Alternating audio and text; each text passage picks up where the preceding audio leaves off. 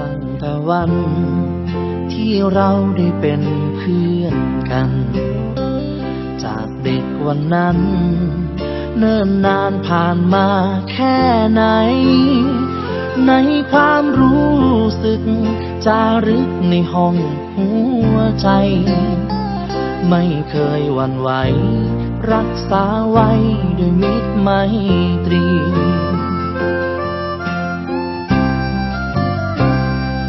อาจจะมีบางคราวที่เราหายไปก็เพราะช่วงวัยให้เราต้องทำหน้าที่ไปมีครอบครัว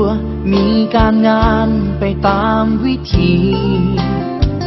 นานหลายสิบปีที่คิดถึงเพื่อนอยู่ทุกวันคำว่าเพื่อนไม่เคยเลือนหายยิ่งจากมาไกลดีใจเมื่อได้เจอกันไถ่ถามทุกสุขเรื่องราวเก่าๆเรานั้นย้อนความผูกพันรอยยิ้มนั้นยังจำได้ดี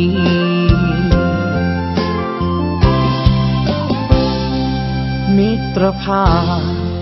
ของเราขอให้คงมัน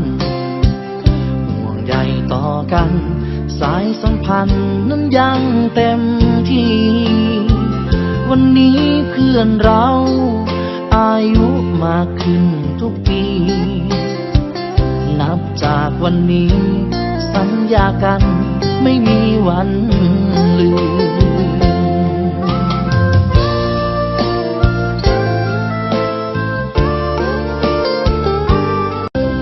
ตั้งแต่วันที่เราได้เป็นเพื่อนกันจากเด็กวันนั้นเนิ่นนานผ่านมาแค่ไหนในความรู้สึก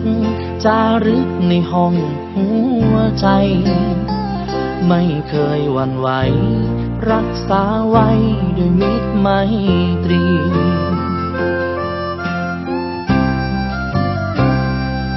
อาจจะมีบางคราวที่เราหายไปก็เพราะช่วงวัยให้เราต้องทำหน้าที่ไปมีครอบครัวมีการงานไปตามวิธีนานหลายสิบปีที่คิดถึงเพื่อนอยู่ทุกวันคำว่าเพื่อนไม่เคยเลือนหายยิ่งจากมาไกล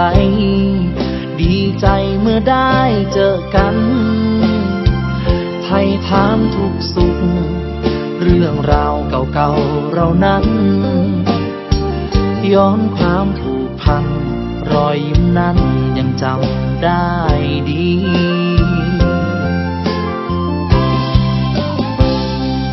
มิตรภาพของเราขอให้คงมันห่วงใยต่อกันสายสัมพันธ์นั้นยังเต็มที่วันนี้เพื่อนเราอายุมากขึ้นทุกปี